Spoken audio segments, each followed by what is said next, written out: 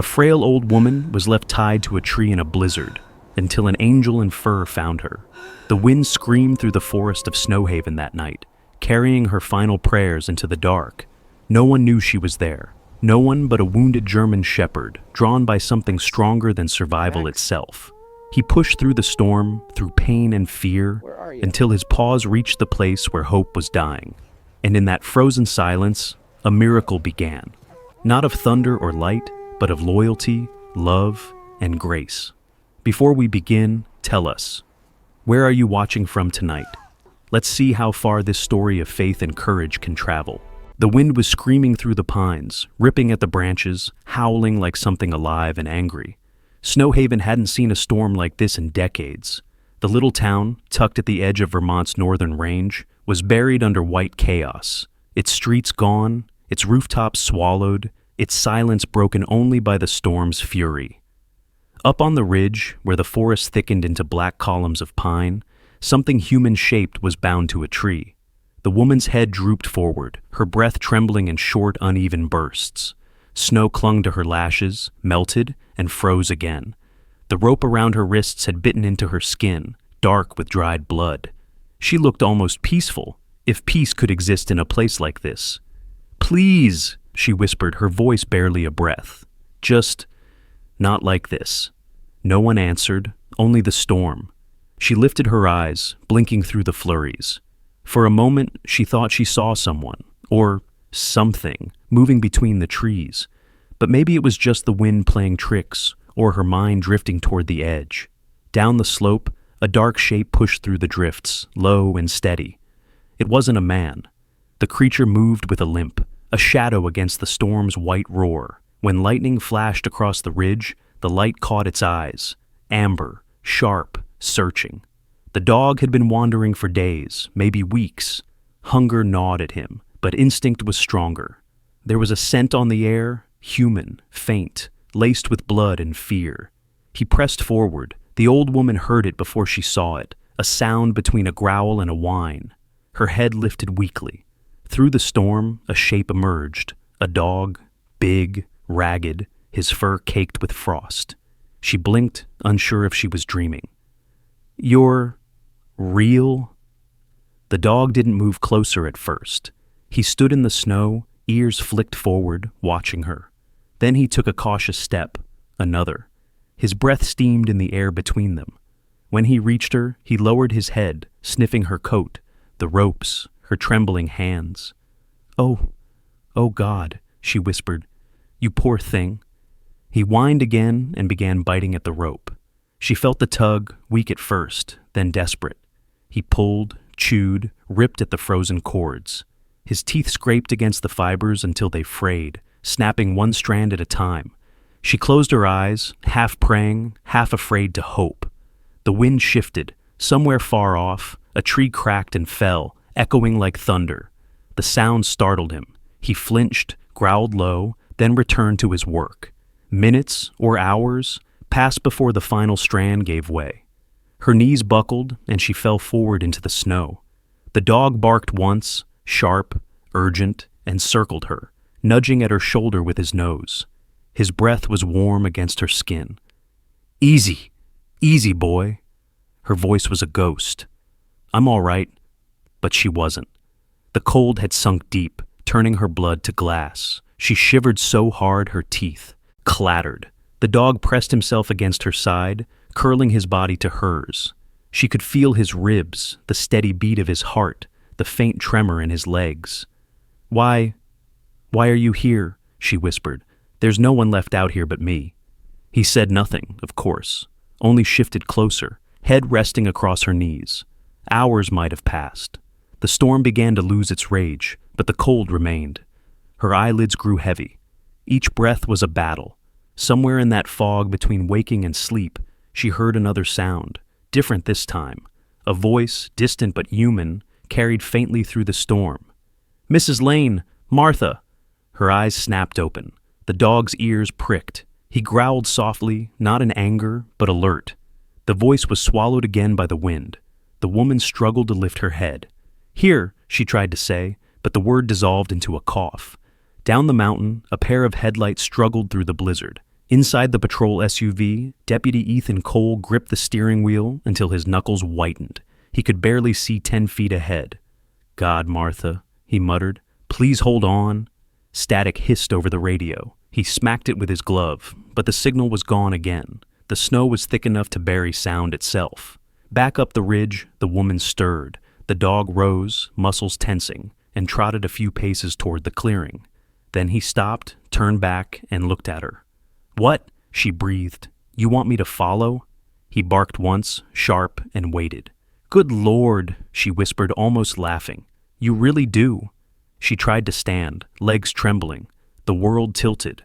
The dog pressed against her knees, steadying her weight. Together, they moved toward the faint outline of a structure through the trees, a small cabin, nearly swallowed by snow.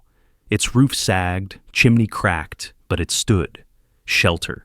The dog shoved the door open with his shoulder. Inside, the air was stale, cold, but still. He turned, watching her struggle to cross the threshold, then circled twice and lay down. She sank to the floor beside him, shaking uncontrollably. Her fingers brushed his fur, thick in some places, patchy in others. He didn't flinch. His eyes followed her every movement, cautious yet calm, like he'd done this before, protected someone who couldn't stand alone. "Where did you come from?" she murmured, half to him, half to herself. The flashlight on her belt flickered. She set it down, its weak beam painting a circle of light around them. The dog's face came into focus, one ear torn, muzzle scarred, eyes deep in gold like late autumn sunlight. "You're a survivor," she said softly, "just like me." He laid his head on his paws, tail thumping once against the wood. Her breath steadied little by little. She glanced toward the door, where the wind still hissed through the cracks. "I don't know who you belong to," she said, "but tonight, I guess you belong to me." She hesitated, looking down at him again. "You need a name, don't you? I can't just call you boy forever." He blinked slowly, those eyes reflecting the trembling light. "I'll call you." She paused, thinking, the storm's howl fading in her ears. "Echo? Because that's what you are, something that comes back when all the world goes silent." The dog didn't move, but something in him seemed to settle, as if the name fit a space that had been waiting all along. She smiled faintly. "Echo," she repeated, tasting the word. He lifted his head and pressed his nose against her hand. She let out a sound that was half laugh, half sob. "Yeah," she whispered. "I like you too." Outside, the forest began to breathe again. The storm was ending, leaving only the sound of the pines sighing under the weight of new snow. Down the mountain, Deputy Ethan's SUV crawled to a stop near the edge of the tree line. He opened the door, stepping into knee-deep snow. The wind stung his face, but he cupped his hands to his mouth and shouted once more, "Martha!" The call didn't reach her, not yet. But Echo lifted his head, ears twitching toward the sound. He stood, alert, muscles taut. "What is it, boy?" she asked. He didn't answer, only turned toward the door. His breath fogged the cold air. Somewhere beyond the forest, beyond the storm, another story was moving toward them, a man searching, a trail of tire tracks, a radio full of static. The woman closed her eyes, whispering the name once more. "Echo." The dog turned back to her, then lay down again, the storm's light fading behind him. Outside, dawn touched the edge of the mountains, thin and pale.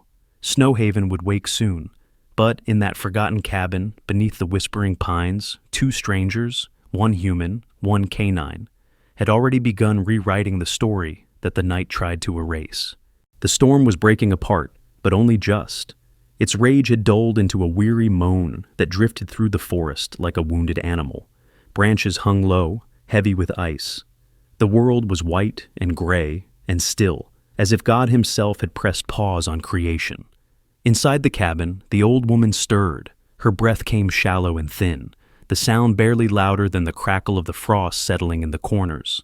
The dog beside her, still nameless to her, though she'd whispered Echo in her sleep, lifted his head and watched.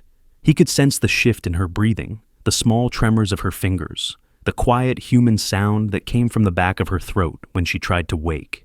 He rose and nudged her shoulder with his nose, soft but insistent. Her eyelids fluttered open. For a moment, her gaze was lost, unfocused.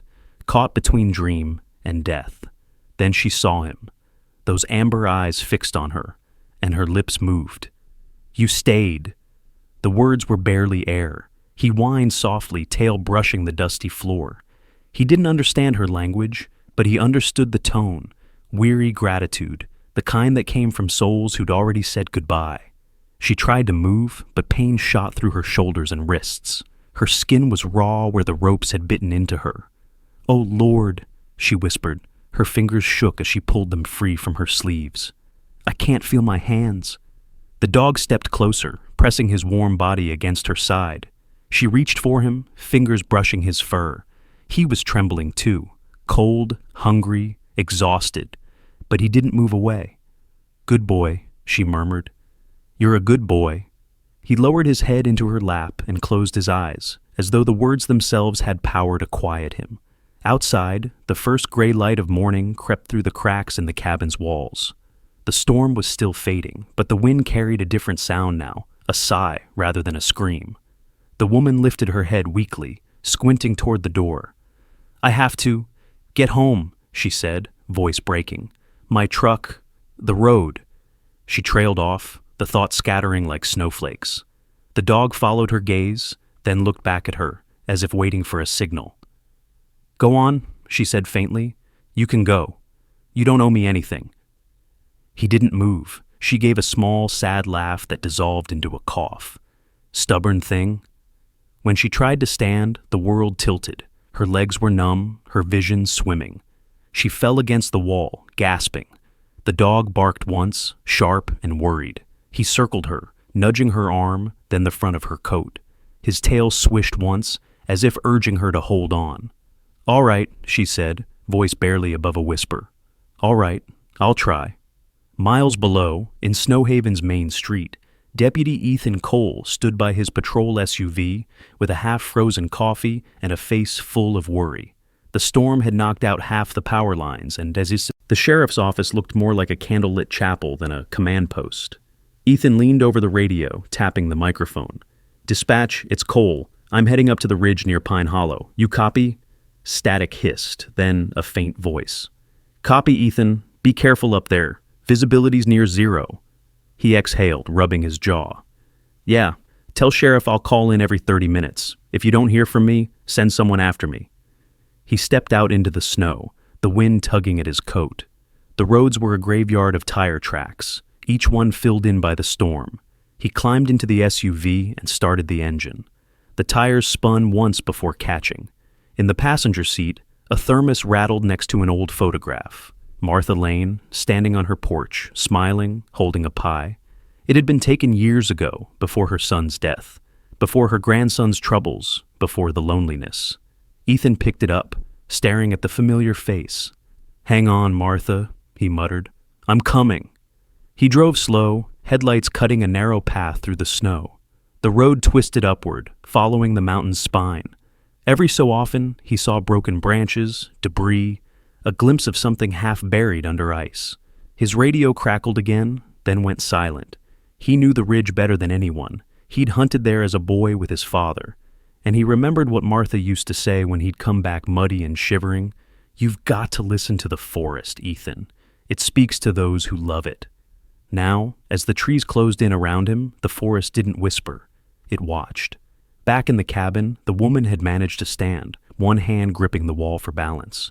Her legs felt foreign, wooden, her body a collection of aches and tremors. The dog watched every move she made. "I can't stay here," she said, mostly to herself. "Someone will come looking." The dog whined low, pacing once, then stopped at the door. He pushed at it with his paw. "You want me to go with you?" He looked back at her, eyes steady. She gave a faint smile. "Well, you're the only one who knows where out is, so lead on." The door groaned open. The wind hit her face like needles, but she followed.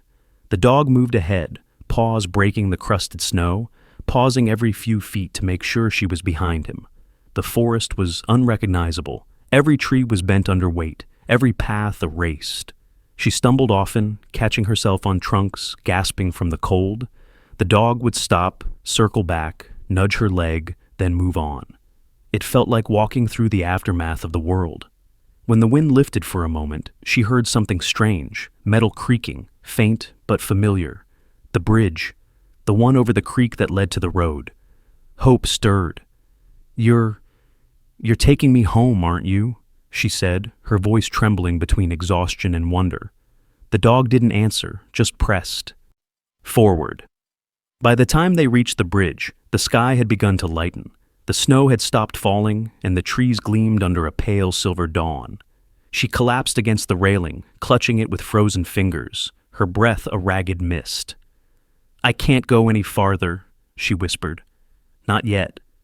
The dog turned, standing in front of her, watching her face. His tail twitched once. She looked up at him through tears. "You saved me. Do you know that?" He tilted his head, ears flicking. "Someone will find us soon," she said. "They have to." Almost as if he understood, he lifted his head and barked, one loud defiant sound that echoed through the trees, bouncing across the frozen forest. The noise startled her, but it also broke something inside her chest. The silence no longer felt eternal. She sank to the ground beside him, pressing her shaking hand into his fur. "You're my angel," she murmured. "Heaven's angel in fur." Ethan's SUV crawled around the final bend of the ridge. He stopped, cutting the engine, listening. At first, there was nothing. Then, faint and distant, came a single bark. His heart kicked. He stepped out, flashlight in hand, and called into the forest. "Martha, you there?" The wind carried his voice away, but the bark came again, closer this time. "Hang on," he muttered, grabbing his coat tighter. "Hang on." He pushed through the snow, following the sound. Branches clawed at his jacket. His boots sank deep. He didn't care. Somewhere ahead, through the blur of white, he thought he saw movement, a shadow shifting near the creek. He called again. "Martha?" The figure didn't respond. But something else moved beside it, low, fast, four-legged. What the hell? Then the clouds thinned, and he saw them. The old woman half collapsed against the bridge, and beside her, a dog, lean, scarred, his coat glinting gold in the new morning light. Ethan's throat tightened. He ran forward, dropping to his knees beside her. "Martha, can you hear me?" Her eyes fluttered open, unfocused. "Ethan?" "Yeah," he said, voice breaking. "It's me." He pressed 2 fingers to her neck. Her pulse was weak but there. "You're all right. You're all right now." The dog barked once, sharp and protective, stepping between them. Ethan froze, raising his hands slowly. "Easy, boy. I'm not going to hurt her." The dog growled low, eyes never leaving him. "Martha," Ethan said gently, "is he yours?" She smiled faintly, eyes half closed. "He's no one's. He just found me." The dog looked back at her, then at Ethan. For a moment, man and animal regarded each other, both wary, both measuring. Then the dog stepped aside, as if granting permission. "Good boy," Ethan murmured. He shrugged off his coat and draped it over her shoulders. "Let's get you home." The dog stood beside them as Ethan lifted her into his arms. When he started toward the truck, the dog followed, limping slightly but unyielding. As they reached the SUV, the first light of dawn spilled over the mountains, turning the snow gold. Ethan glanced at the dog trailing close behind. "You coming too?" he asked quietly. The dog looked up once, silent. "Yeah," Ethan said. "Didn't think so." He helped Martha into the passenger seat, then turned to the animal one last time. "You did good, boy. You saved her." The dog didn't move until the engine started. Then, as the truck rolled down the mountain, he turned toward the ridge. The storm was gone. The light that broke through the clouds was soft, fragile, like the world itself had decided to breathe again. Behind them, his paw prints faded into the snow. The snow in Snowhaven no longer screamed. It sighed. By the 3rd day after the storm, the town had settled into that peculiar stillness that follows near tragedy, when the world seems to hold its breath out of respect. Down by the creek, near the edge of town, stood a small cabin the locals called the Wayfarer's Rest. It had been built decades ago as a ranger post, then abandoned when the newer station opened. Now, its fireplace burned again. Martha Lane sat near that fire, bundled in wool blankets, her face pale but no longer ghostly. The flames threw soft shadows against the wooden walls, tracing the grooves of time across her cheeks. Her hands, still bruised from the ropes, rested around a chipped mug of tea. Ethan Cole leaned against the counter, watching the fire instead of her. He was still wearing his sheriff's jacket, though the badge on it was dulled by age and snow. "You should have been in the hospital," he said quietly. Martha smiled faintly. "And leave you to deal with the paperwork alone? I wouldn't do that to you." Ethan shook his head, half exasperated, half amused. "You scared the hell out of us." "I scared myself," she said. Her voice trembled slightly, and for a moment the firelight caught the moisture in her eyes. "I don't remember much, just the storm, the cold. And then—" She paused, glancing toward the window. Beyond the frost-streaked glass lay a world of white stillness. "The dog," she murmured. "He found me." Ethan followed her gaze. "Yeah, the miracle dog. You said he was hurt?" She nodded. "He was limping, but strong, stronger than I was." "You haven't seen him since?" "No." Her fingers tightened around the mug. "He stayed behind when you carried me out." Ethan's brow furrowed. "If he's still up there, he won't last long. Not with those temperatures." Martha looked at the fire again. "He'll come back," she said softly, "if God means for it." That evening, long after Ethan had gone to file his report, the forest began to stir again. Snow slid from the branches with soft thuds. A crow flew low across the fields, startled by something moving among the trees. It was a dog, thin, frost still clinging to his fur, paws bleeding where ice had bitten too deep. His gait was uneven but steady. Every few steps he stopped, sniffed the air, and pressed on. The scent was faint but familiar, lavender soap, old wool, a trace of wood smoke. He followed it across the frozen field, through the fence, past the silent church steeple that rose like a finger pointing to heaven. When he reached the edge of town, a light flickered ahead. A cabin, smoke curling from its chimney. He limped closer, leaving a trail of red dots in the snow. Inside, Martha stirred. The fire had burned low, and she'd begun to drift between waking and sleep. In that strange half-dream, she saw her husband again, John, standing by the hearth, smiling the way he had before sickness took him. "John," she whispered. "You're still stubborn," his voice said, faint and warm, "still keeping the world together with tea and prayers." She smiled through tears. "You always said faith was for when you ran out of reason." "And you?" "I'm out of both," she said softly. He reached toward her, but the vision wavered, melting into the crackle of firewood. Then, something else. A sound she hadn't heard since the storm. A low whine. She froze. The sound came again, closer this time, right outside the door. Martha pushed herself up, heart thudding. "No!" She crossed the room, opened the latch, and there he was. Echo.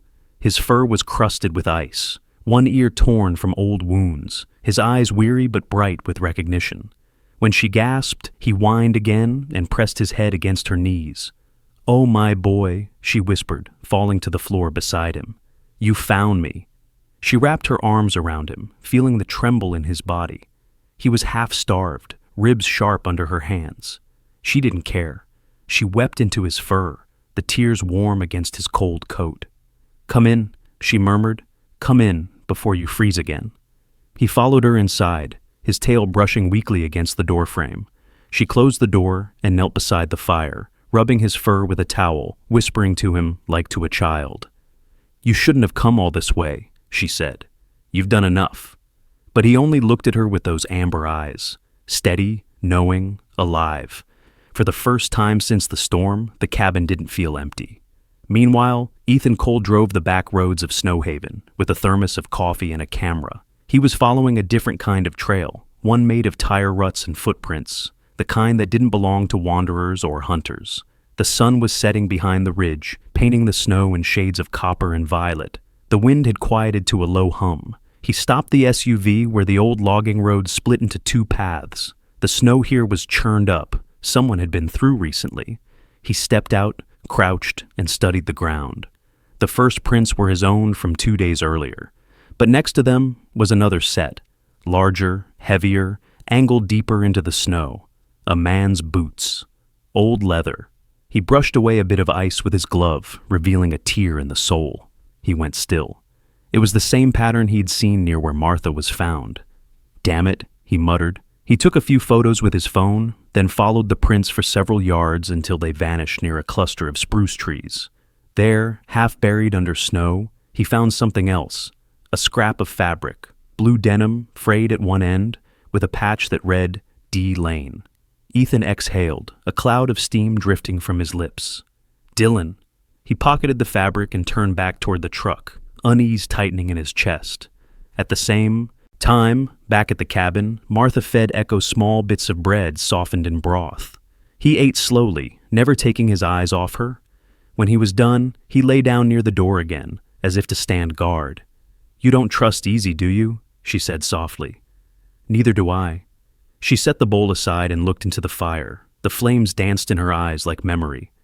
"You know," she said, "when John died, I stopped hearing God for a while. The prayers just fell flat. But when you came through that storm, I thought maybe he hadn't forgotten me after all."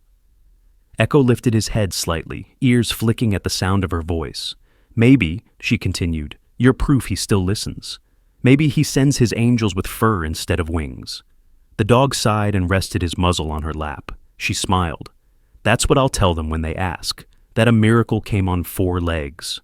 Outside, snow began to fall again, light, slow, gentle. It dusted the windows, softened the world. A knock came at the door. Echo's head snapped up. He growled low. "It's all right," Martha said, rising carefully. "It's probably Ethan." She opened the door to find him there, coat dusted with snow, face grim. "Evening," he said. "Evening. You look like you've been chasing ghosts." "Something like that." He stepped inside, stamping the snow off his boots. His gaze fell on Echo. "Well, I'll be damned. He found you." "Just like I said he would." Ethan smiled faintly, then held out the denim scrap. "You recognize this?" Martha's face went pale. Her hand trembled as she reached for it. "This is Dylan's. It's from his work jacket." "I found it near the ridge," Ethan said quietly, "along with his boot prints." Her lips parted, but no sound came. She sat down heavily by the fire, clutching the fabric to her chest. "Ethan," she whispered, "he wouldn't hurt me. He couldn't." "I hope you're right," he said, his voice low. "But someone tied you to that tree, and right now, he's the only lead we've got." She looked at him, eyes shining with pain. "If he's out there, maybe he's in trouble. Maybe." The silence stretched between them, broken only by the crackle of the fire and Echo's slow breathing. Finally, Ethan said, "I'll keep looking tonight. Stay inside. Lock the door." She nodded, unable to speak. When he left, the wind carried the sound of his footsteps until it disappeared. Martha sat in the quiet cabin, the denim scrap still in her hands. Echo pressed close to her side, head resting against her arm. She stared into the fire until the logs collapsed into glowing coals. "If you're out there, Dylan," she whispered, "come home before it's too late." But outside, in the hush of falling snow, only Echo's reflection watched back from the window, alert, loyal, and unyielding. The cabin was silent, but beneath that silence, something was moving toward them. The storm had long since passed, but Snowhaven still wore its silence like a wound.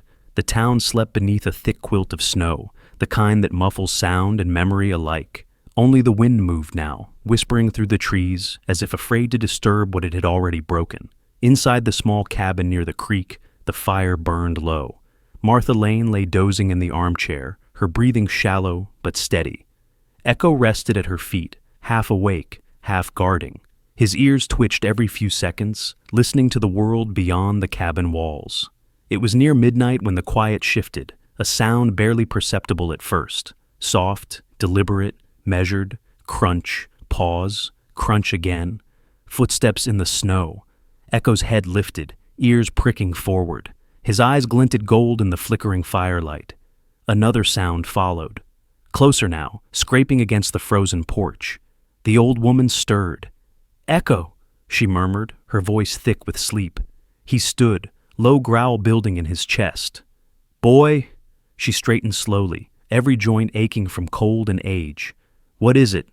The dog moved toward the door, fur bristling, his whole body a coiled spring. The growl deepened, a warning this time.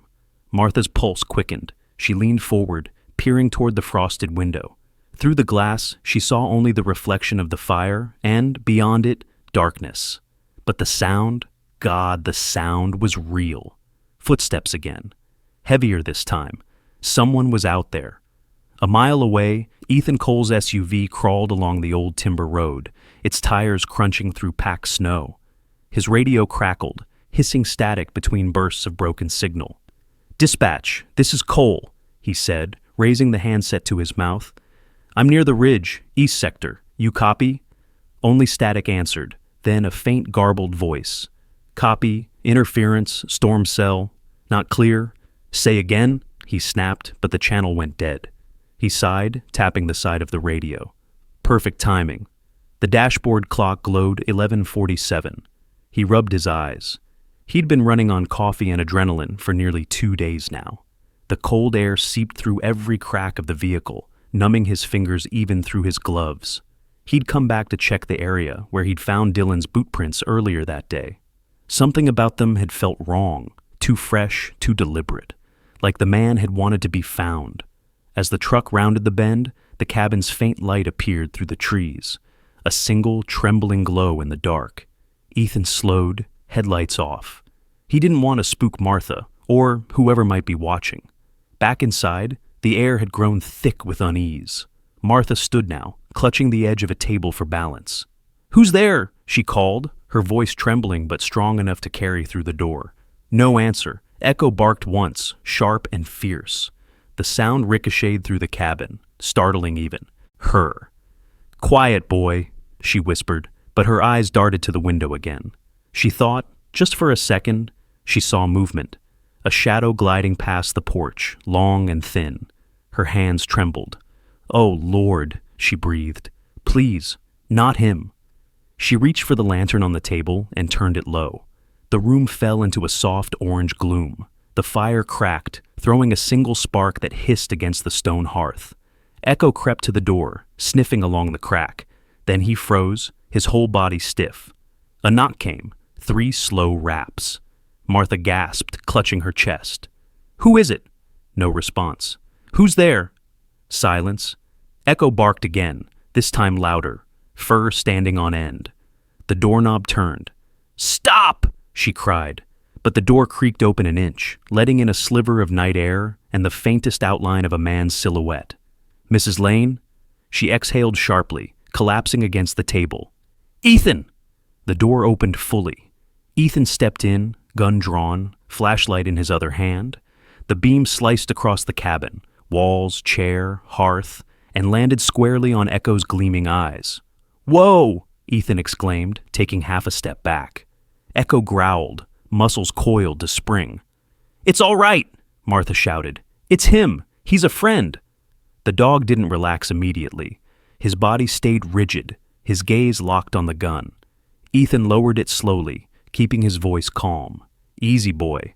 Not here to hurt anyone."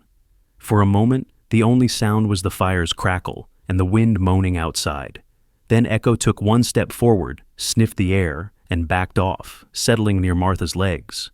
"Good Lord," Ethan muttered, holstering his weapon. "Nearly shot your guardian angel." She managed a weak laugh. "He wouldn't let you." Ethan gave her a look, half concern, half awe. "He came back again, walked right through the storm to find me," she said, stroking the dog's head. "And now he's warning me before I even know what's coming." Ethan frowned, stepping to the door. "Something was coming. I saw tracks near the porch, fresh ones." Martha's hand froze mid-stroke. "Tracks?" He nodded grimly. "Boot prints, same tread pattern as before. I think he's back." Her lips trembled. "Dylan." "I can't be sure," Ethan said, scanning the woods with his flashlight. The beam caught the faint outline of footprints leading away from the cabin and into the trees. "But I'd bet my badge on it." He stepped outside, snow crunching under his boots. The cold slapped him awake. He followed the prints a few feet before his radio crackled again, static mixed with a faint voice. "Cole, are you copy? Signal?" He pressed the mic. "Dispatch, it's Cole. I've got movement near the Lane property. Repeat, movement, requesting." The line went dead. He exhaled through gritted teeth. Of course. Behind him, the cabin door creaked. Martha stood in the doorway, shawl tight around her shoulders. Is he close? Ethan shook his head. Hard to tell. Could be watching, though. Her eyes darted toward the woods. He wouldn't hurt me, Ethan. Not my Dylan. I want to believe that, he said softly. But if he's desperate, if something's pushing him, people do things they swore they never would. A sound interrupted them, the crack of a branch somewhere in the dark. Ethan swung his light toward it, revealing only snow. Then another sound, a soft rush, like fabric brushing bark. Echo barked furiously, racing to the porch, fur raised. Ethan steadied his gun again. Inside, Martha. She hesitated. No, Inside, he barked, and she obeyed, clutching the frame as Echo growled beside her. Ethan stepped off the porch, moving cautiously toward the trees. His flashlight cut through the darkness, illuminating nothing but white expanse and black trunks. The air buzzed with tension. Then he saw it, half hidden behind a pine trunk, the faint shape of a man, too far to see the face, but the outline was unmistakable. Broad shoulders, a hooded jacket, heavy boots. Dylan, Ethan called. The figure didn't move. I just want to talk. A pause, then movement. The figure turned, melting into the shadows between trees. Wait! Ethan lunged forward, but the snow was too deep. He tripped, caught himself, and when he looked up, the man was gone. All that remained were footprints, fresh, deep, leading back toward the old trail that cut through the forest. He followed for 50 yards before they disappeared into the stream bed where the snow had crusted over with ice. Ethan cursed under his breath. He knows these woods too damn well. He turned back toward the cabin. Inside, Martha sat trembling by the fire, Echo pressed against her leg. She whispered prayers beneath her breath, fragments of old hymns she hadn't sung in years. Lord, watch over him, she murmured. Watch over my boy. Echo's ears twitched. He stood suddenly, moving toward the window. Outside, Ethan appeared again, trudging back through the snow, gun lowered. He looked exhausted but unhurt. Martha opened the door before he reached it. You saw him, didn't you? Ethan nodded. Yeah. Didn't get close enough to confirm, but it's him. Did he see you? Oh, he saw me, Ethan said darkly. He's playing a game, trying to draw us out. She shuddered. Why? Why would he do that? I don't know, Ethan said, stepping inside. But something's wrong. Those footprints didn't wander. They circled, like he was watching you for hours. Martha sat back down, tears spilling over her lashes. My God! Echo climbed beside her, resting his head on her lap. Ethan crouched, meeting her eyes. Listen to me. I'll stay here tonight. No arguments. We'll take turns watching. She nodded weakly. All right. He stoked the fire higher, the orange light filling the small room. Echo settled by the door again, his body a living barricade. For hours, none of them spoke. The night stretched long, punctuated only by the wind's soft sigh and the occasional pop from the fire. Somewhere out in the forest, a lone owl called. Ethan glanced toward the window, but saw nothing beyond their circle of light. Martha dozed eventually, one hand still resting on Echo's fur. Ethan sat near the hearth, gun within reach, eyes fixed on the door, and Echo, eyes half-lidded but never closing, kept his silent vigil, his steady breathing filling the room with something between warning and peace. Man, woman, and dog, 3 souls drawn together not by blood, but by the quiet instinct to protect what little light the storm hadn't yet taken. Outside, the footprints vanished under falling snow, but the fear they left behind stayed, thick as the cold. The night pressed close around the cabin, a quiet so heavy it felt like a presence. The blizzard had long passed, but its memory lingered in every creak of the timbers, in every hiss of wind sliding through the pine boughs outside. Inside, the fire burned steady, its light painting long, slow-moving shadows across the wooden walls. Martha Lane sat near it, a shawl wrapped tight around her shoulders. The flames danced in her eyes, soft, gold, and old. She looked like a woman who'd been carved from time itself. Ethan Cole sat across from her, back against the far wall, his revolver resting on his thigh. He wasn't used to silence like this. He'd seen too many long nights with nothing but the hum of police radios and his own thoughts for company. But this silence felt heavier, more personal. Echo lay between them, chin resting on his paws, eyes half open. Every few minutes, his ears flicked toward the door or the window, as if the world outside still whispered danger. Martha's voice came softly, almost to herself. "You ever notice how a fire sounds different when you're alone?" Ethan looked up. "Can't say I have." "It's not just noise," she said, her eyes never leaving the flames. "It talks, hums, cracks, sighs. The way it breathes reminds me of people, how warmth comes with a price, how it eats what keeps it alive." He wasn't sure how to answer that. "I guess I've never thought about it that way." She smiled faintly, though there was no joy in it. Most people don't, until they've watched it burn something they loved. For a while, the only sound was the soft crackling of the logs. Ethan leaned forward, elbows on his knees. "You want to tell me what really happened, Martha?" Her hands stilled. He spoke gently, careful not to break whatever fragile line held her together. "You said earlier Dylan wasn't capable of hurting you, but you've been afraid of something, of him maybe, of what he's carrying. I think there's more you haven't told me." Martha looked into the flames as if the truth were hidden there. Her lips parted, then closed again. Finally she said, "You ever think a lie can live so long, it starts to believe it's a truth?" Ethan waited. She took a long breath, voice trembling. "You know Dylan's father, Samuel Lane? Everyone in town remembers him as the man who vanished. What they don't remember is why." Ethan frowned. "They said he died in a work accident at the mill." She shook her head slowly. "No, Ethan, he didn't die. He killed a man. A drifter who tried to stop him from hurting someone else." Ethan sat up straighter. "You're saying—" "I'm saying my son-in-law was a murderer," Martha whispered, "and I was the one who testified against him." The words hung there, brittle as ice. The fire popped. Echo lifted his head slightly, sensing the weight in her tone. Martha's hands trembled as she folded them in her lap. "It was 15 years ago. I told the court what I saw. I thought I was doing the right thing, saving my daughter, saving others. But when they took him away, Dylan was there. He was only 10. Her eyes glistened in the firelight. "He didn't cry. He just stared at me, like he saw the devil instead of his grandmother." Ethan's voice softened. "What happened to your daughter?" "She couldn't handle it," Martha said. "She drank herself to death a few years later. Dylan went to foster care, bounced from home to home. Every time I tried to visit, he refused to see me, said I destroyed his family." She paused, the next words coming out like confession. "And maybe I did." Ethan leaned back, rubbing a hand over his jaw. He'd seen plenty of broken families in his years as a deputy. People who hurt each other in the name of doing what was right. But something about Martha's voice, its quiet certainty, cut deeper than any report or courtroom story. "He blames you," Ethan said quietly. "He should," Martha replied.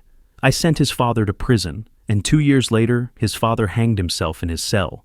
The last letter he wrote, Dylan found it. It said, 'She took everything from us.'" Her eyes were far away now, lost in the shimmer of flame. "After that, the boy disappeared. The sheriff at the time said to let it go. 'He'll find his way,' they told me. But I knew he wouldn't, not when hate becomes the only thing keeping you warm." Ethan's throat felt dry. "You think that's what this is? Revenge?" "I think it's pain," she said softly. "Pain with nowhere to go." For a long time, they sat in silence. The fire snapped and settled. Outside, the snow began to fall again, soft, steady, like a heartbeat. Echo shifted closer to Martha's chair. She looked down at him, smiling faintly through her tears. "You understand, don't you, boy? How sometimes the ones we love most are the ones who lose their way first." The dog's tail thumped once against the floor. Then he laid his head on her knee. Martha stroked his fur gently, her hand trembling. "When I prayed that night," she said, "I didn't ask God to save me. I asked him to forgive me for what I'd done, for the boy I couldn't love enough to save." Her voice broke. "And then he sent you." Ethan's eyes softened. "You think Echo was an answer?" "I know he was." She looked at the dog again. "Sometimes God doesn't send thunder or angels with wings. Sometimes he sends what you'll listen to. And that night, he sent a creature that didn't care who I'd been, only that I was still breathing." Ethan leaned forward, elbows on his knees. "You think Dylan's still out there?" She nodded. "I don't just think it, I feel it. like a thread still tied to my heart. He's nearby. He's watching, waiting for me to say the words he's carried his whole life. What words? I'm sorry, she said, tears falling freely now. I'm sorry I did what was right and still hurt you. I'm sorry I saved lives and lost yours. I'm sorry I made you believe you were unworthy of love. The fire hissed, and for a heartbeat, the room seemed to hold its breath. Ethan looked down at Echo, who hadn't moved except to press closer against Martha's knees. If he heard you say that, maybe it'd change something. Martha smiled sadly. Maybe, but I think forgiveness only begins when someone stops running. Then we find him, Ethan said. Her eyes flicked up to his. And if he doesn't want to be found, Ethan's jaw tightened. Then we make sure he doesn't hurt anyone else, you included. The wind outside grew louder, rattling the shutters. Echo stood, body tensing. Ethan went to the window, peering through the frost. Snow's picking up again, he muttered. No one should be out in this weather. Martha whispered a prayer under her breath, her voice trembling with both fear and hope. Lord, bring him home, even if home is forgiveness. When she looked back down, Echo was watching her, silent, unmoving, eyes filled with something deeper than animal instinct. She reached out and touched his head gently. You understand, don't you? That forgiveness isn't about forgetting. It's about letting God hold what we can't. Echo sighed, eyes half closing. The room was warm now, but the silence carried weight, a mix of peace and sorrow, like the hush after a storm that knows another is coming. Ethan turned from the window. Get some rest. Tomorrow we'll start again. If Dylan's still close, we'll find his trail. Martha nodded, wiping her eyes. Thank you, Ethan, for believing me. He gave her a small, weary smile. Believing's the easy part. It's keeping faith that's hard. As he settled near the fire, Echo returned to his place by the door. The fire crackled low, burning down to embers. Martha whispered one last time, so softly it was almost a prayer. He's not bad. He just walked too far from the light. And Echo, as if he'd been sent to confirm it, lifted his head and placed it gently on her lap again, his warmth becoming her penance, his presence her absolution. Outside, snow fell quietly over the cabin, erasing every footprint of the day, but not the ones memory had left behind. The night had teeth again. The wind clawed at the cabin walls, moaning through the cracks like a restless spirit. The fire burned low, throwing thin ribbons of light across the room. Outside, the pines swayed beneath the returning storm, their branches snapping and groaning in the wind's grip. Martha Lane sat close to the fire, knitting her trembling hands together. Sleep had eluded her all evening. Every flicker of flame, every creak of timber sounded like a footstep in the snow. Across from her, Ethan sat in his chair, the revolver laid on the table within reach. Echo rested at the door, half awake, his head turned toward the window, as if something unseen were calling from the forest. Ethan poured himself a coffee that had long gone cold. You should try to rest, he said quietly. Martha shook her head. Can't. He leaned back, rubbing the bridge of his nose. You've been running on fear for too long. It eats you alive from the inside. Her voice was distant. Fear's not what keeps me awake. It's hope. Before Ethan could answer, Echo's head lifted sharply. His ears pricked, body tense. Then, a low growl rose from his chest. Deep, guttural, primal. Ethan straightened. You hear that? Martha didn't answer. Her eyes had gone wide, fixed on the door. Echo was already on his feet, muscles rippling under his thick coat. The growl turned into a bark, sharp and warning. Ethan grabbed the revolver. Stay behind me. The knock came, 3 heavy pounds that rattled the hinges. Who is it? Ethan called out, weapon raised. No answer. The knock came again, harder this time. Ethan, Martha whispered, clutching the armrest. It's him. I can feel it.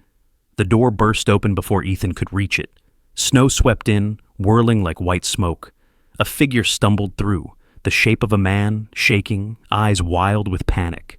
Dylan! Martha gasped. He looked thinner than memory, his beard unkempt, face pale under the frost. His clothes were soaked, torn, his boots caked with frozen mud. He dropped to his knees on the wooden floor, breath ragged. I didn't want to, he shouted. They made me do it! Ethan froze, gun still raised. Stay where you are! Dylan's voice cracked. You don't understand? They're coming. A sound cut him off. The crunch of snow outside. Two shadows appeared in the doorway. Broad-shouldered men in heavy coats, faces hidden by ski masks. One held a shotgun, the other a pistol. Get down! Ethan barked. But before he could fire, Echo lunged. The German shepherd launched himself at the man with the pistol, teeth clamping onto his arm. The gun went off, the shot blasting into the ceiling. Splinters rained down. The man screamed, trying to shake the dog loose. The second intruder swung the shotgun toward the fire. Drop it, cop! He roared. Ethan dove sideways, rolling behind the table. A shot exploded through the air, tearing into the wall inches above Martha's head. She screamed, ducking low. Echo snarled, refusing to let go. Blood streaked the wooden floor. Echo! Martha cried. Let go, boy. But the dog didn't listen. He only tightened his grip. The masked man lifted the pistol toward him. Ethan's gun cracked twice. The attacker jerked backward, crashing into the wall. The pistol clattered to the floor.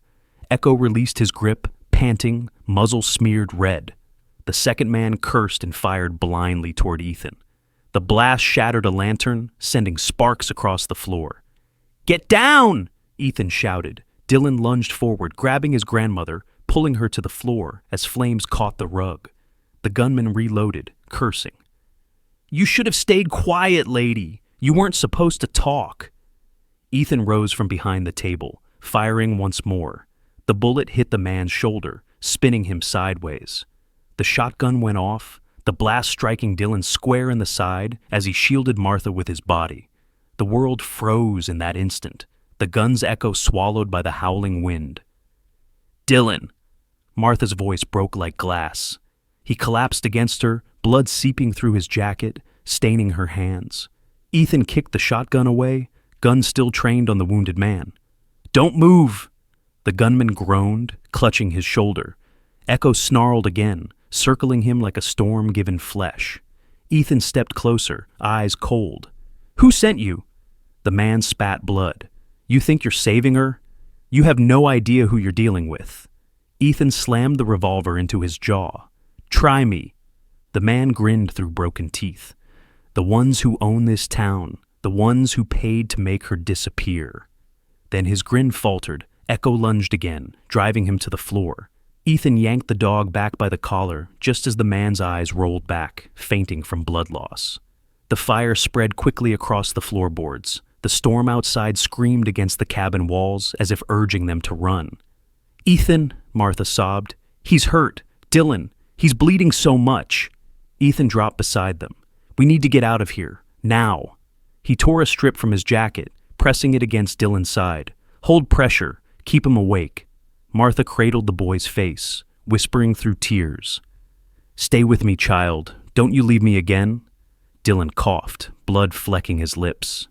I didn't mean to. They said they'd kill me if I didn't bring them here. Who? Ethan demanded. Dylan swallowed, eyes flicking toward the unconscious man. The ones who ran the mill, the ones Dad worked for. He found out they were killing people for insurance money. They never forgave him. Or you, Grandma. Ethan's face hardened. And now they're cleaning up the mess. The roof groaned above them. Smoke filled the room, thick and choking. Move! Ethan ordered. Out the back door! He helped Martha lift Dylan to his feet. Echo led the way, barking toward the snow-swept path. As they stepped into the storm, the wind hit them like a wall. Snow whipped across their faces, stinging their skin. The cabin behind them blazed, flames licking through the windows, lighting up the forest like dawn. Ethan turned, eyes narrowed. We need shelter. There's an old ranger station a mile west. Martha held on to Dylan, her small frame nearly toppling under his weight. He won't make it that far, Echo barked again, circling them, guiding, urging. We have to try, Ethan said, gripping Dylan under one arm. Move!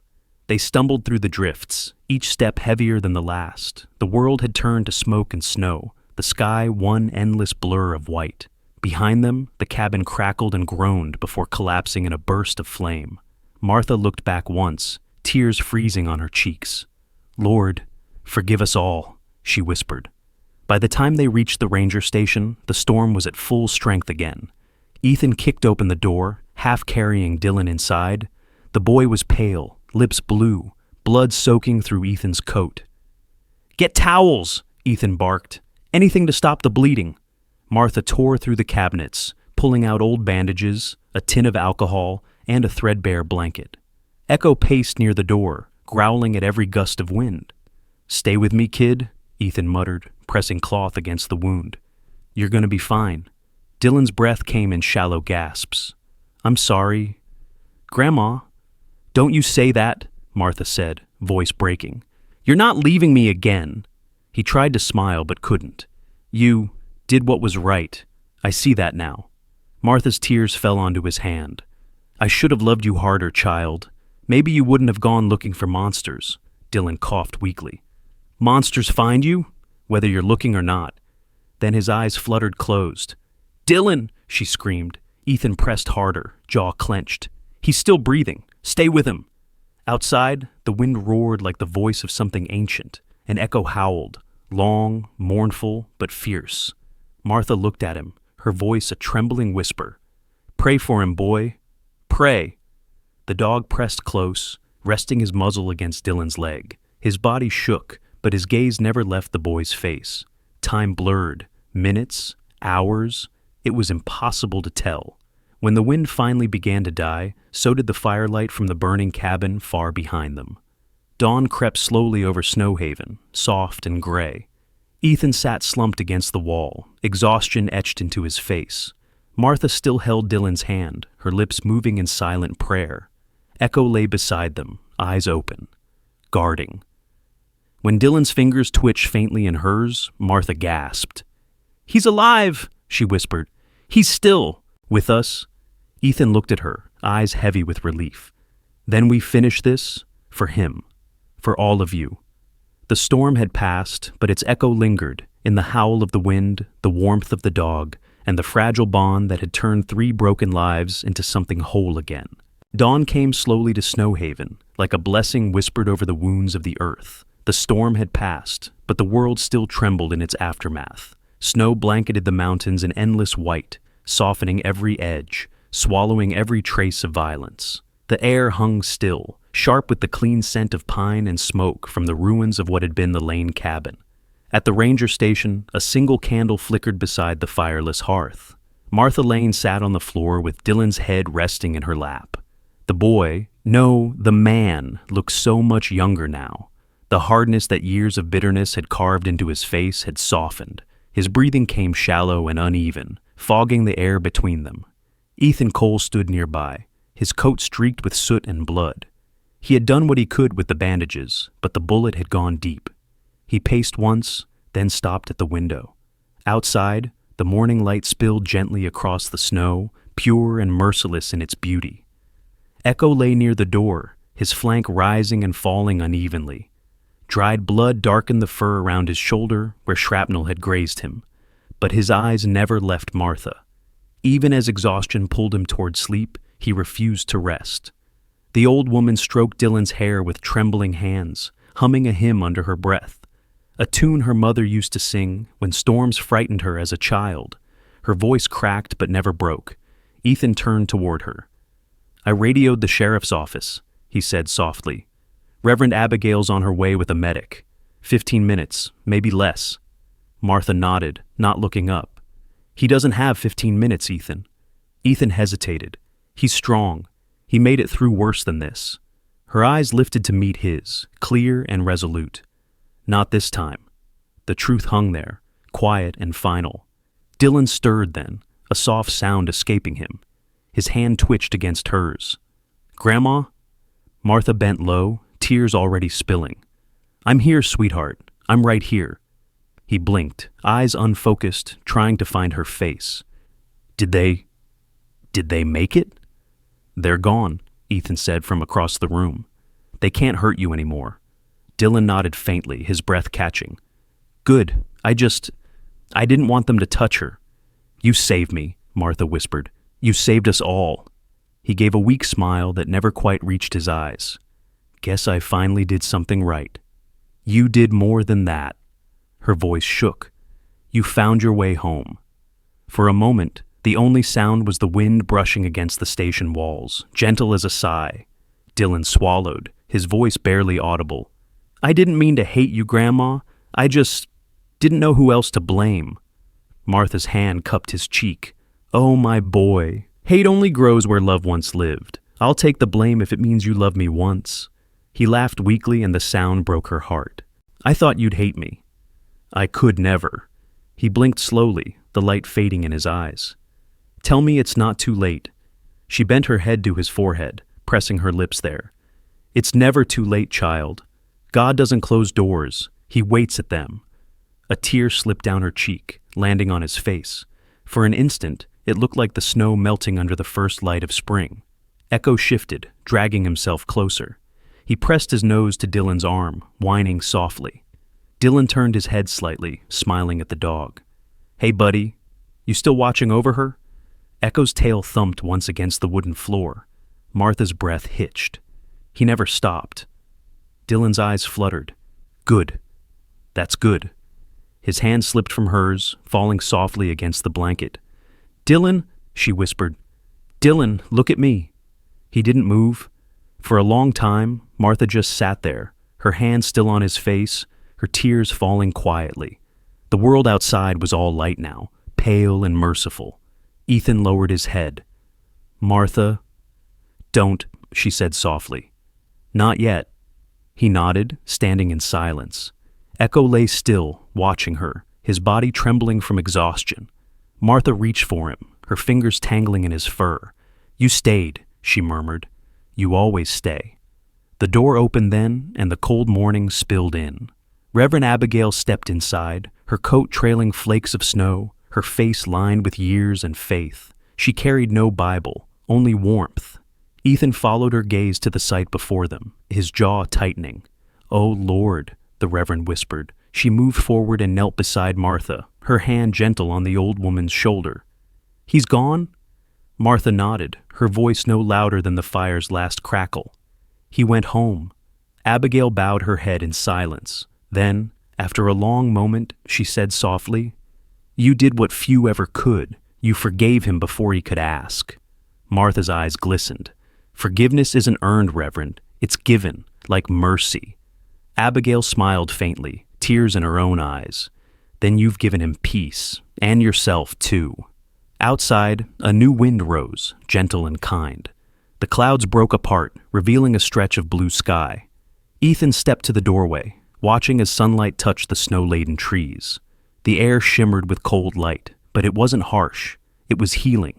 Behind him, Abigail whispered a prayer over Dylan's still body, words soft and slow, like falling snow. May the storm that took him home wash away all his pain. May the light he sought find him in the next dawn.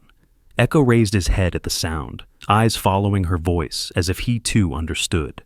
When the prayer ended, Martha looked up. "He died protecting love," she said. "That has to count for something." Abigail nodded. "It counts for everything." Ethan crossed the room and crouched beside Martha. "We'll take him back to town," he said quietly. "He deserves to rest with your daughter." Martha's lips trembled. "She'll be waiting for him." They sat together for a long while after that, the lawman, the old woman, the pastor, and the dog, bound by a silence that wasn't empty but sacred. Outside, the forest shimmered with light, the pines heavy with snow but no longer bowed. When Ethan finally rose to ready the truck, Martha turned to Echo. "You can rest now, boy." He looked at her, and for a fleeting second, it seemed he understood the words too well. He laid his head gently against her knee and closed his eyes. "Good boy," she whispered. "You did what angels do." Later, when the others had gone to prepare the journey back to Snowhaven, Reverend Abigail lingered at the door, watching Martha stroke Echo's fur. The old woman's shoulders shook, but her face was peaceful.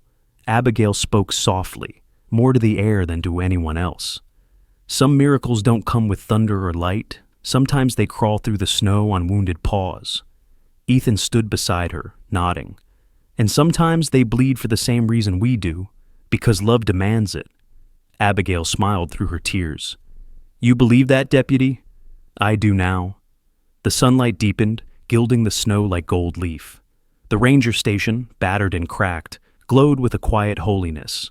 When they finally lifted Dylan's body and laid him in the truck, Martha followed behind slowly, her hand still resting on Echo's head. The dog limped beside her, every step steady, proud. At the crest of the hill, Martha paused to look back at the station one last time. Smoke curled from the chimney like a final prayer. "Goodbye, my boy," she whispered. "You're free now." Then she turned toward the waiting light, Echo walking faithfully at her side. A month had passed since the storm, and Snowhaven had turned quiet again. The forest no longer howled. It breathed. The snow still fell, but gently now, like the world was whispering prayers it had been too afraid to say aloud. Each flake landed softly on the roofs and pine needles, 1,000 small benedictions from the sky. Martha Lane sat on the porch of her small house on Birch Hollow Road. Her hands were wrapped around a mug of steaming tea that smelled faintly of cinnamon and honey. The steam curled upward and vanished into the cold morning air. The house itself had been rebuilt. Ethan and a handful of townsfolk had helped patch the roof, mend the door, and paint the shutters a cheerful green. But the real repair, the one no hammer or nail could touch, lived within her, the quiet mending of a heart that had learned to forgive and to let go. Echo lay at her feet, his fur brushed and clean, though a faint scar traced along his shoulder where the bullet had grazed him weeks before. His eyes were half closed, breathing steady, content. Sometimes he lifted his head just to look at her, as if making sure she was still there. "Don't worry, boy," Martha said softly, running her fingers through his fur. "I'm not going anywhere today." He gave a low, contented sigh in reply. From where she sat, she could see the ridge in the distance where the ranger station once stood, now a quiet shell surrounded by snowdrifts. The sun hung low over it, warm but fragile. Somewhere beneath that ridge lay the boy she had once feared and now loved more than words could carry. Dylan's grave rested beneath the tallest pine. She visited often, bringing fresh flowers when the weather allowed, or just sitting in silence when it didn't. She never asked God why it had ended that way anymore. She had learned that some storms don't come to destroy, but to clear the air for light to find its way in. The creak of boots on snow broke her thoughts. Martha turned. Ethan Cole was walking up the path, his sheriff's coat buttoned tight, a paper bag in one hand, his breath visible in the crisp air. "Morning, Mrs. Lane," he said, offering a smile that didn't quite hide the weariness in his eyes. "Morning, Ethan. You look like you've been wrestling paperwork again," he chuckled. "You're not wrong. Between the reports, the sheriff's commendation, and the town wanting to make a memorial, I haven't had much sleep." He stopped near the porch steps, setting the bag on the railing. "Brought you something from May's Diner. Blueberry pie, fresh, or at least that's what she swore." Martha smiled, the lines around her eyes softening. "Bless her heart. Sit down before the coffee goes cold." Ethan took the seat beside her, his boots leaving prints that the wind quickly began to fill. Echo lifted his head, tail wagging faintly before resting again. "He looks better," Ethan said, nodding toward the dog. "Better than most. People I know," she replied with a small laugh. "He still limps when the weather turns bad, but don't we all?" They sat in companionable silence for a while, sipping their coffee and listening to the wind move through the trees. Down in the valley, the people of Snowhaven were gathering at the new memorial, a simple stone set upon a rise that overlooked the town. Martha could see it faintly through the haze, just a gray shape against white. Ethan followed her gaze. "They finished it this morning. The stone came from the old quarry. Reverend Abigail had the inscription carved herself." He pulled a folded piece of paper from his coat and read quietly, "To those who fought cruelty with kindness." Martha closed her eyes, the words sinking deep. "Kindness," she whispered. "That's what people forget. It's not weakness, Ethan. It's the kind of strength God hides in the gentle."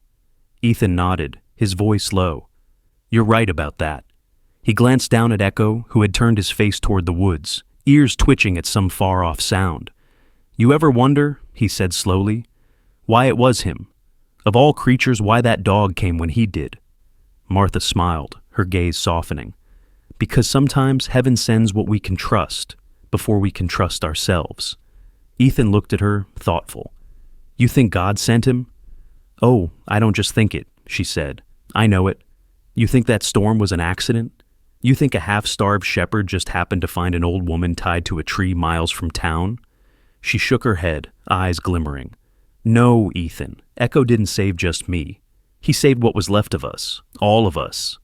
The sheriff sat back, silent for a long time. The sound of the wind filled the space between them, brushing through the evergreens like a song played on invisible strings. Finally, he said quietly, I think you're right. Martha chuckled. Of course I am. I've been around long enough to see that the Lord's best messengers don't always wear wings. Ethan smiled. You sound like Reverend Abigail. She sounds like me, Martha said with mock pride. I've been talking to God longer. They both laughed then softly, letting the sound fade into the winter stillness. After a while, Ethan stood. We're holding a small service this evening, he said. Just a few people. We'd like you to come. We're dedicating the memorial officially. I'll be there, she said, nodding. I owe it to the boy, and to that good soul lying under the pines. Ethan hesitated. You mean Dylan? She smiled sadly. I mean all of them, the ones we lost and the ones we've found again. He watched her for a moment, wanting to say more, but the words felt too heavy for daylight. Instead, he tipped his hat. I'll see you at sundown. When he was gone, Martha sat a while longer, sipping her cooling tea. The world around her as though calm, but her heart was full, heavy with memory, light with grace. Echo stirred beside her, his tail brushing her boot. You hear that wind, boy? She whispered. It sounds like someone's praying. He looked up at her, ears flicking. She smiled. Maybe it's just the forest saying thank you. The hours slipped by, the day moving in quiet rhythm. As evening approached, the people of Snowhaven gathered on the hill overlooking the valley. Candles flickered in the snow, each small flame a memory, a prayer, a promise. Reverend Abigail stood by the stone, her breath clouding the air as she spoke. There are storms we must endure, and storms that endure us, but every storm, if we let it, carries us closer to grace. The townsfolk bowed their heads. Some wept. Others simply stood in silence, listening to the trees. From the back of the crowd, Martha watched, Echo sitting loyally by her side. When Abigail gestured to her, she stepped forward slowly, leaning on her cane, her shawl flapping in the wind. Kindness, Martha said softly, her voice quivering but steady, isn't something we give only when it's easy. It's something we give when it costs us. That's when it matters. She paused, looking up at the sky where snowflakes drifted like falling light. I used to think miracles were thunder and light, but now I know they can be as quiet as a heartbeat or a bark in the dark. Her eyes fell on Echo, who sat tall beside her, watching her with calm, steady devotion. This dog, she said, came to me when I'd already given up on being found, and somehow, by saving me, he saved my soul too. The crowd was silent. Only the wind moved, gentle, reverent. Reverend Abigail laid a hand on Martha's shoulder. Then the miracle did its work. Martha smiled through her tears. Yes, Reverend, it did. When the service ended, people drifted away in pairs and small groups, their candles leaving faint trails of light behind them. Martha stayed. Echo sat beside her in the snow, his fur dusted white, his gaze fixed on the horizon. The wind whispered through the trees, soft and distant. Somewhere, far across the valley, a single bark echoed, a sound so faint it could have been memory. Martha lifted her eyes toward the sound, her lips trembling in a smile. Do you hear that, Echo? She whispered. Someone's answering. The dog wagged his tail once, slow and sure, and laid his head against her knee. The snow fell thicker then, but it didn't feel cold. The forest seemed to hum, a deep, wordless hymn. And in that quiet moment, Martha understood that grace didn't come like a thunderclap.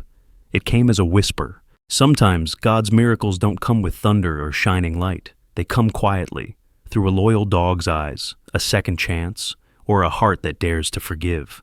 Martha thought she was lost in that storm, but what found her was more than rescue. It was redemption, and maybe that's how God still works among us. Not in grand gestures, but in small mercies. A kind word, a helping hand, a love that stays. If this story touched your heart, share it with someone who still believes that goodness can change the world. Tell us in the comments, where are you watching from tonight? Let this story travel as far as faith can reach. And before you go, May God bless you and your family with warmth, safety, and quiet miracles of your own. Because sometimes grace doesn't shout, it whispers, just like Echo did in the snow.